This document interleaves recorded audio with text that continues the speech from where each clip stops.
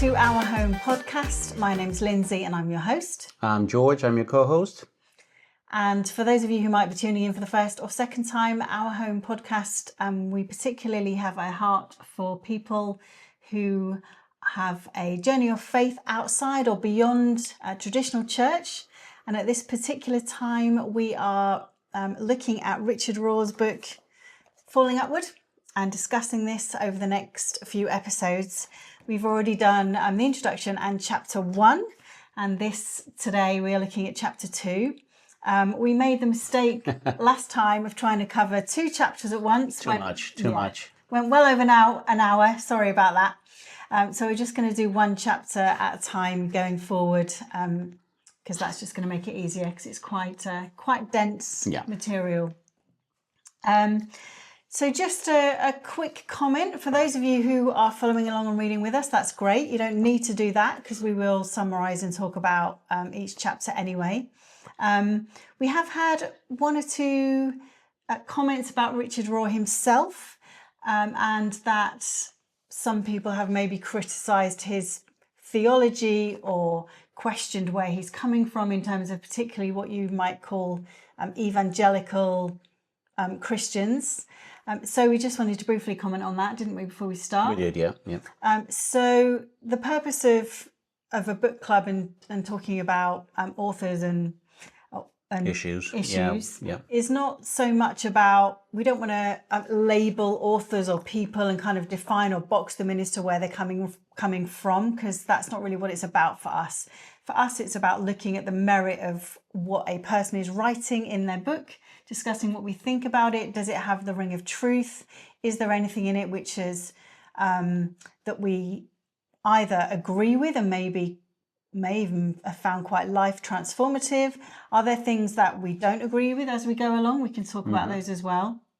But just to say that Richard, yes, he is, I'd say even himself, he can't really be boxed. He's a contemplative, he's a Franciscan. He talks about mysticism, which he actually describes, it's not some kind of woo. He describes that as actually spiritual maturity, which is part of this book, moving into the second half of life. And the perennial tradition is something that he also agrees with, which again, we're not going to go into, you can look it up. But with all these things, there are some parts of that George and I really like in terms of how all things relate and how it's all about relationship with God. But I think the main thing for us when looking at a person as well as the actual book they're writing, the main thing we look for is the fruit of somebody's life. So if it doesn't really matter, well, it does matter, but you can find some, I'm going to use the word evangelical Christians because that's perhaps where some of more of the concern might come from.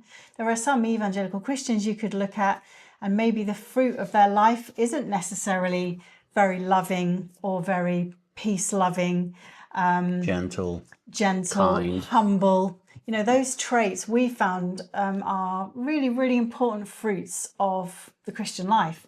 And we find that Richard Rohr has those in abundance. So for that reason alone, I think he's got some very interesting things that are worth giving serious consideration to. So that's just kind of where we're coming from with that. We just wanted to address that one. So chapter 2, this chapter was really all about the hero's journey. I personally found it a little bit kind of as if it was introducing to what was going to come next. So I found chapter 3 really meaty and loads and loads and loads in that one. So I'm going to be a bit quieter on this one. But this chapter, George, you still found a lot in it, didn't you? That was I did. Talking about.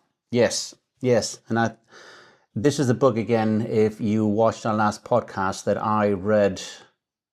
2014, 12 years ago, thereabouts. And I don't think it actually had that much impact on me at the time. I don't think that I was really ready to embrace what it was actually saying or challenging me with as it has this time around. And yes, I think chapter 2, when you actually look at it, is not a very long chapter. And in fact, there's not that many notes that we actually took on it. But I believe that it is a chapter worth addressing on its own, not in conjunction with another chapter. And I think it is important, at least for me, because what it says here right away, the stages of the hero's journey are a skeleton for what I, Richard Rohr, want to say in this book. And I thought it's actually quite important, I think, to understand something like this, because it outlines, I think, the pattern and the progression of what he's actually trying to say of a person moving from first stage of life to second stage of life, building the container, building an ego, your ego, in a healthy way that allows you to transition into the second stage of life, which basically says, if I've built a container in this very first stage of life, then the second stage of life dictates and helps me find out what that container was actually meant to go ahead and carry inside of it. And this is, I think, the skeleton of how a person can go from stage 1 to stage 2. And I think it's actually quite challenging. He hinted of it in the introduction, but he starts outlining a little bit more. And I think for the sake of those of you who are listening who may not necessarily have the book, I'll just go ahead and summarize the 5 points that he talks about what the hero's journey actually is. The hero, he says, the heroic journey is rather consistent and really matches his own research on initiation, basically the first half of life and how we move to the second half of life. So a hero lives in a world that they presently take as given and sufficient. They don't have to move away from it. That's just them actually doing life and doing it well. The second point is they have a call or a courage to leave home for an adventure of some type. Not really to solve any problem, but just to go out and beyond from the familiar, which they actually know and live under, their present comfort zone. On this journey, they find the real issue, the real problem, and often the hero is actually wounded. And this wound becomes quite significant. That opens them up to a screen of what they see that becomes much larger from what they were actually being able to see before they actually started this journey. And the first task that they come across, which the hero thinks is the only task, is only the vehicle in warm-up to get them to the real task. It's basically discovering what is real life. So there's a much deeper river, as Richard puts it here, running under the surface that through this wound you get to actually discover. There is really no other way for the hero to be able to go ahead and do that. And at the end of this journey, discovering this deeper river, the hero returns to where they started, and quote, like T.S. Eliot put it, they know the place for the first time. So because they've been able to go ahead and take those specs, which were very, very limiting, and now all of a sudden they see the far bigger screen, the place that they return to looks totally, totally different. And their life, they've come back a very different person. And so therefore, Richard tells us that is the skeleton of what the rest of this book is about. We live a certain way, and something drives us to go beyond that which we are comfortable with. And sometimes that means that we go through hardship, suffering. I liked the parable that it's a second journey, which is an outward physical journey, but the thing that accompanies that outward physical journey is an inward journey, where the person actually is able to, as he puts it, discover their divine DNA. That's the task, to discover their divine DNA. And I liked that. And I love the sentence that he's got here on page 12. The hero has found eros, or life energy. and it is more than enough to undo Thanatos, the energy of death. I don't know who you would say you are the people that you really admire in life, be they historical figures, be they current figures, be they family members. My question would be, what do you admire them for? Is it just because they've achieved something big?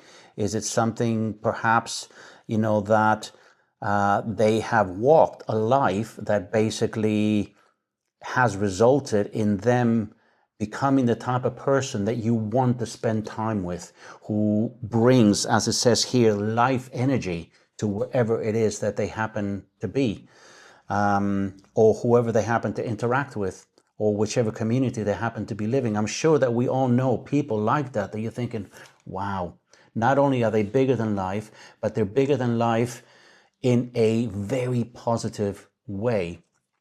And the question comes, how have they become that? How have they become that?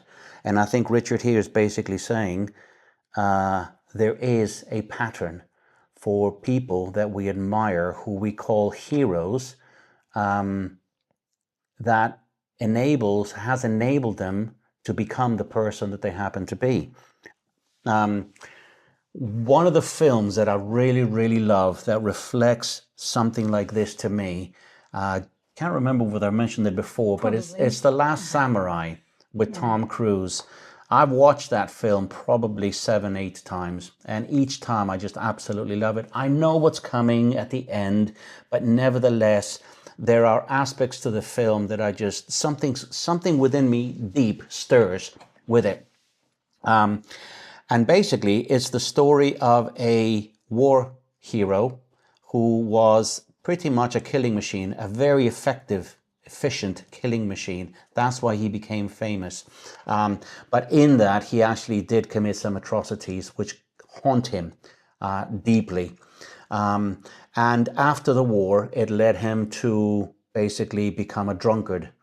The guilt that he couldn't actually get rid of.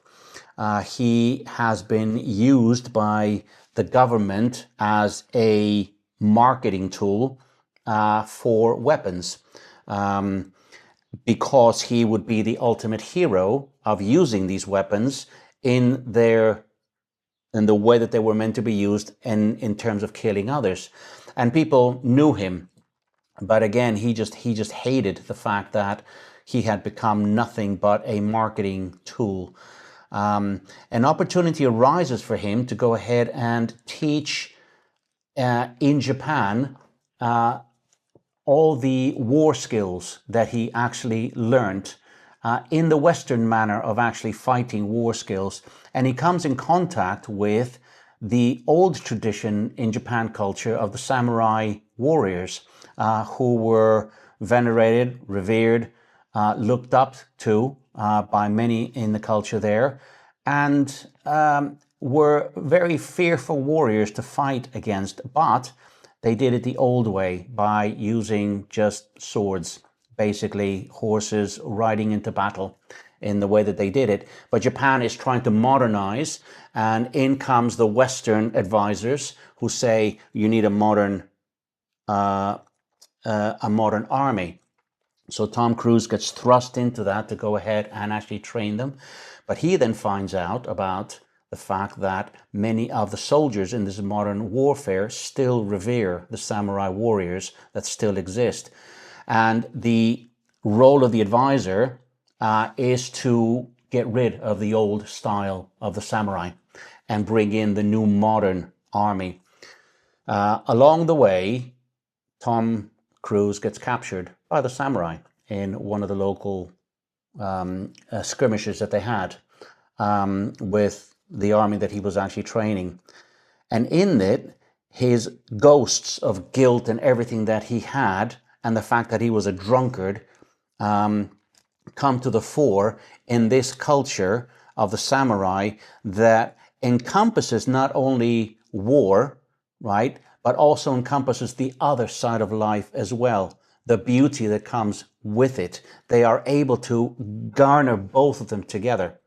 He then starts questioning a lot of the way that he actually came grew up, the values that he happens to have. He sees in them not only the ability to become excellent warriors, feared warriors, but also to embrace life, how to pour tea in the best way possible, how to shoot an arrow in the way that it was actually meant, how to do things by instinct, the inner instinct that happens, when you let go of your mind and your instinct and your heart actually take over, how to go ahead and grow the best kind of garden that you can actually have. He's never exposed to anything like this.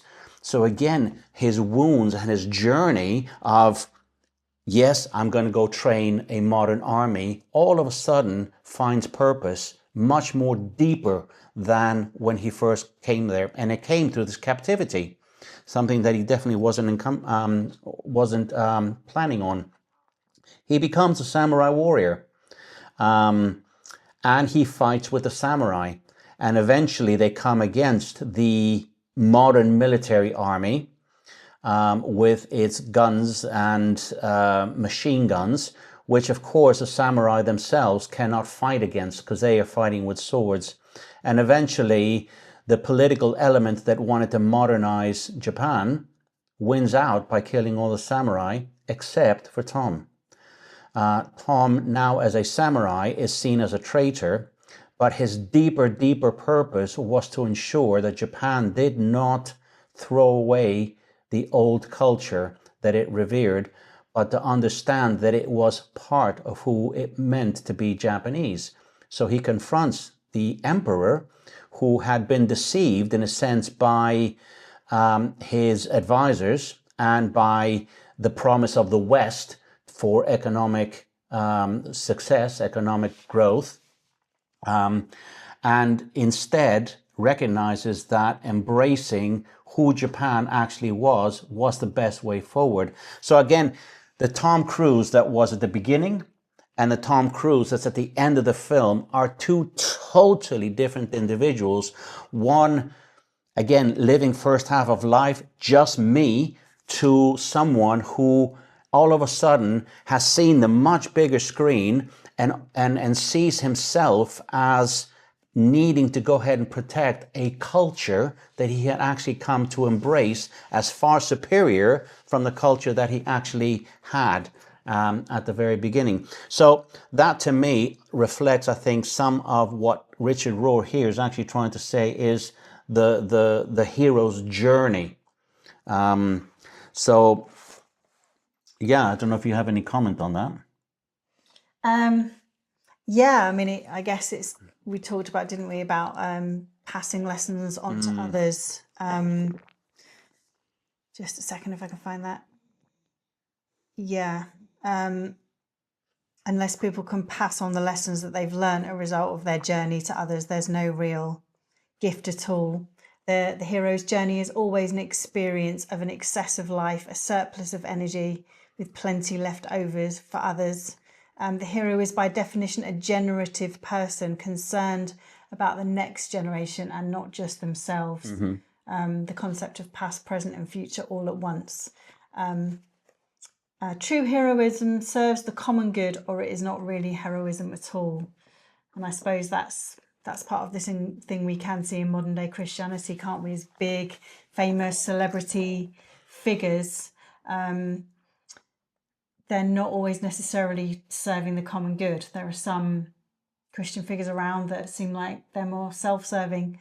So that's another hallmark of the fruit of the work of the Spirit in someone's life, isn't it? Is that they're serving others. Yes, very much so. Yeah, I think a lot of the language and a lot of the experiences that we have in much of society, and again in religion and in cult and in churches, is personal, individualistic.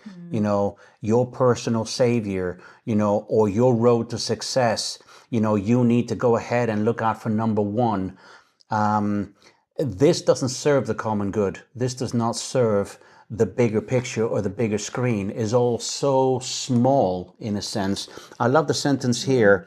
Merely to survive, this is page 13, merely to survive and preserve Our life is a low-level instinct that we share with good little lizards. I love that. But it is not heroism in any classic sense. We were meant to thrive and not just to survive. And it's really interesting because when you're focused on the me, myself, I, and only I, we tend to survive. We tend to achieve success and self-importance, but there's nothing more from that.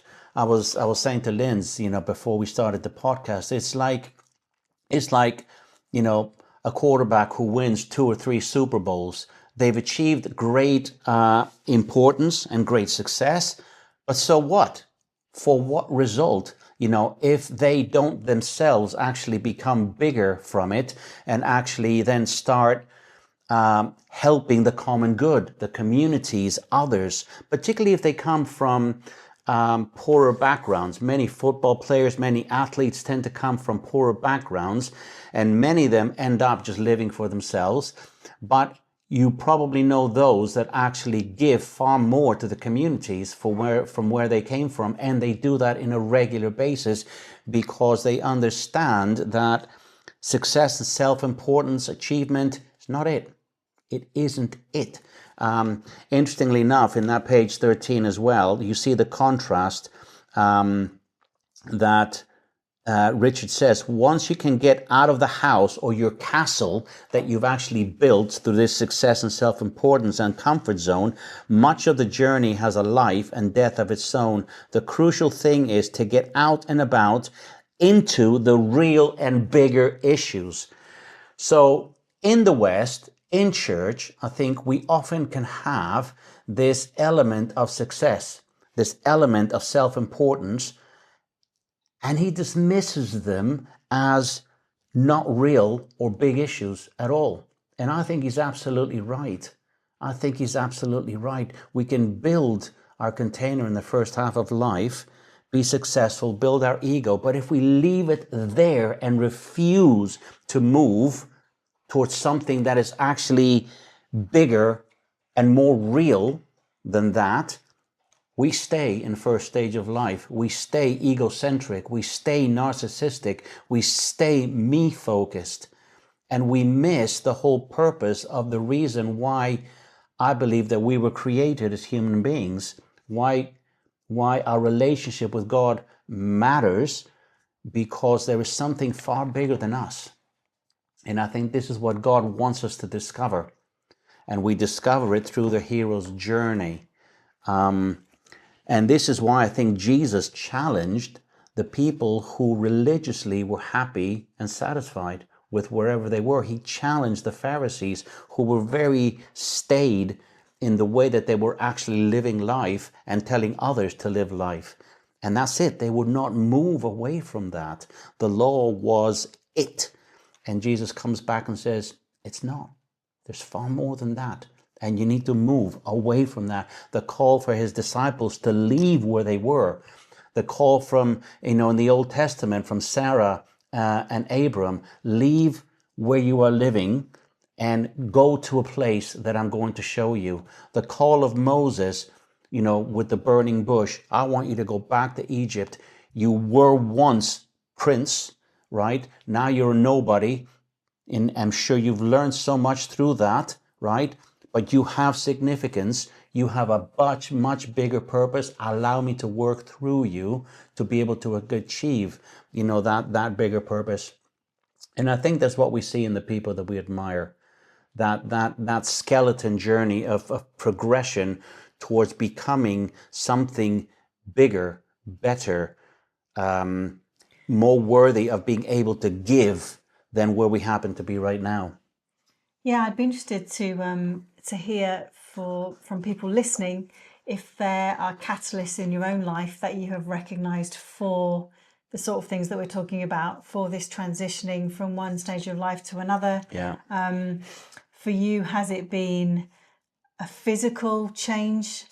Has there been literally a physical journey for you, like moving to a different place or a different job? Or has it been the things that we've touched on, I think, in the last podcast as well, where Richard has started to introduce themes of trials and suffering, difficulties, which can cause this inward journey, he's talking about the patterns of the hero's journey, but this inward journey to happen for us that becomes transformative. I'd be interested to know what the catalysts are for people who are listening, if they can identify with this sort of change. Because I mean, for you were older in years, weren't you? I think it's fair to say.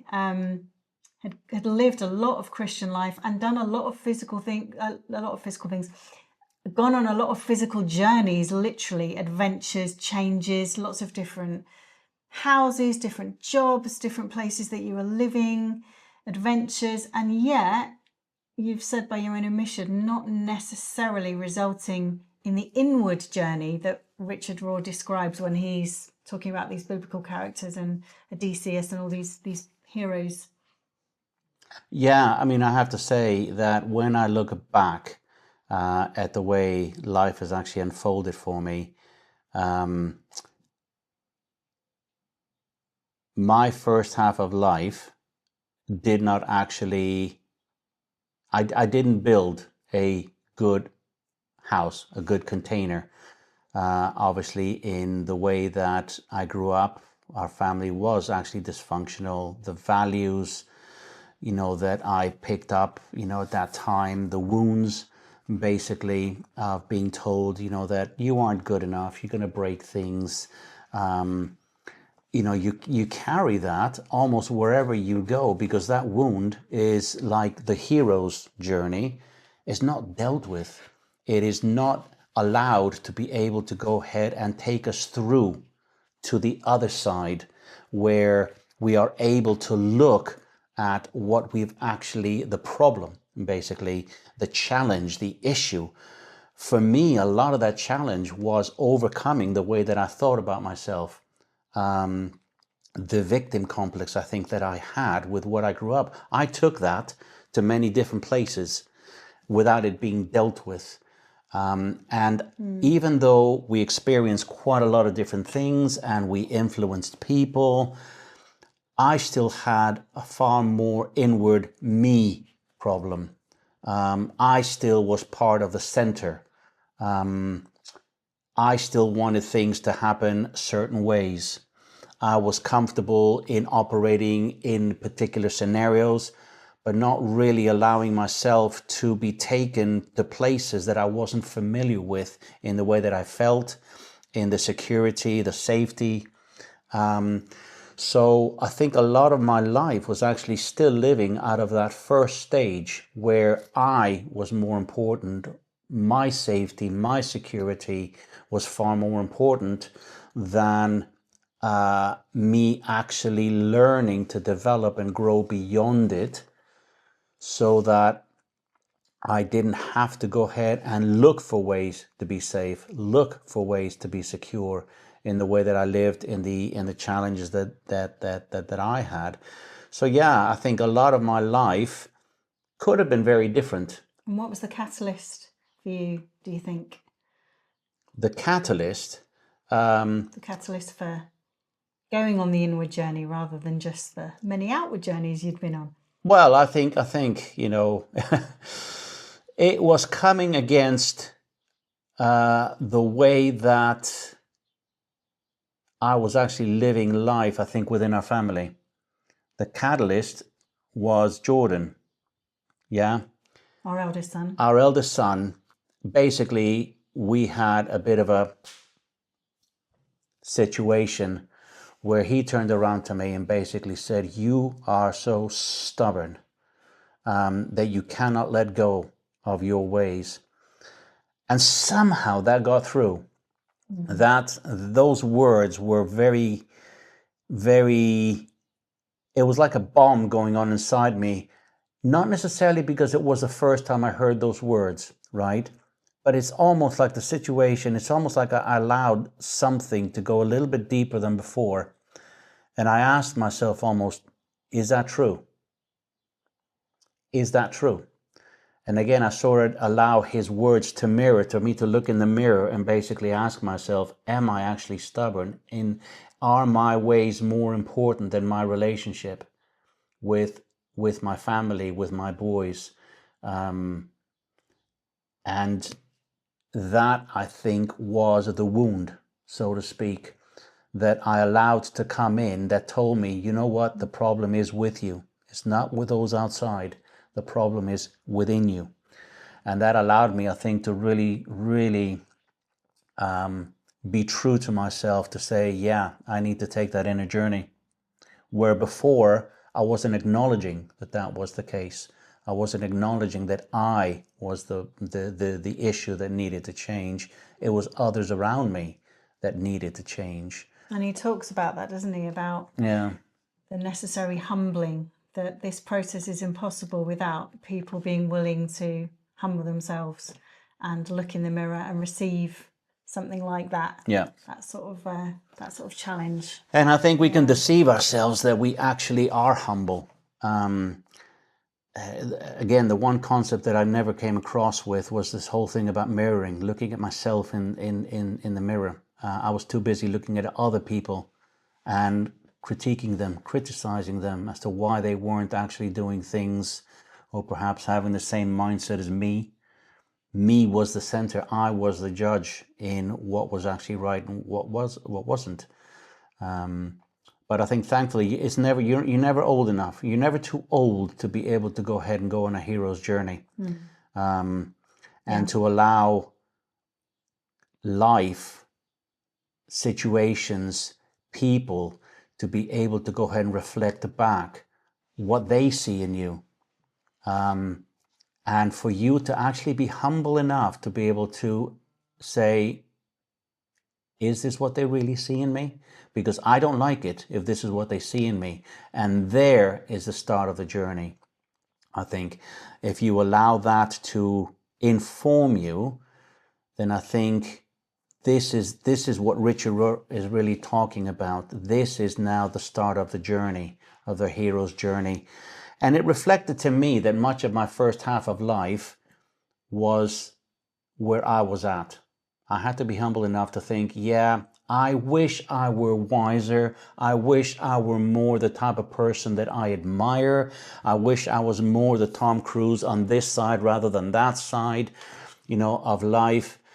But I had to actually come to the conclusion of saying, there are many good aspects of me, but there's much more that needed to change in order for me to be able to transition and to come far more into a second stage of life where wisdom, kindness, gentleness, humility, whatever the opposite of stubbornness happens to be, my screen needed to do this. I really seriously needed to do that. And that's what's happened over the last couple of years. Yeah. That's what has actually happened over the last couple of years. And this is why I found what Richard is saying in this book and in the one that we read previously, Divine Dance. It really has addressed something that has become transformative. I had a lot of information in my head, right? But it never really transformed much. I had information about what was right. What are the fruits of the Holy Spirit? What is the right way of living? What is the loving way of living? But it didn't actually transform until that Jordan bomb actually got through. And not only that, I was then able to say, yeah, this knowledge needs to become reality. It needs to become life. It needs to become transformational. And I think that's what's happened in the last couple of years. Definitely. Yeah. Yeah, I really admire you and love you for that. It reminds me of the quote, be the sort of person that is willing to say, I will work on this. Let me say that again. Be the person that is willing to say, I will work on this, rather than the sort of person who says, this is just how I am. And I think we've probably talked about this before, so we've laboured a point. But I think that's a real difference. There are two types of people in the world. The people who say, this is how I am, deal with it. And I think that's quite popular in today's culture, versus what are the mirrors around me? Yes. What do I need to work on? And we were talking. There is a balance in that. We were talking with our friend who we've been discussing this book with as well, on a weekly basis. Obviously, with people that mirror to you, they need to be trusted people, because there are people who are going to hold up mirrors to you that are faulty mirrors, that are the wrong mirrors, that aren't a true reflection of who you are at all. But with people who love you and that you trust, then it's safe to do that, isn't it? Yes. Yeah, it's one thing to receive criticism from people, critical comments, hurtful comments is one thing. The motivation behind them can be very hurtful. Whereas the motivation of somebody whom you trust, who actually holds really up a loves mirror, Yeah. and it is based on love, the feeling is totally different. You can actually embrace that.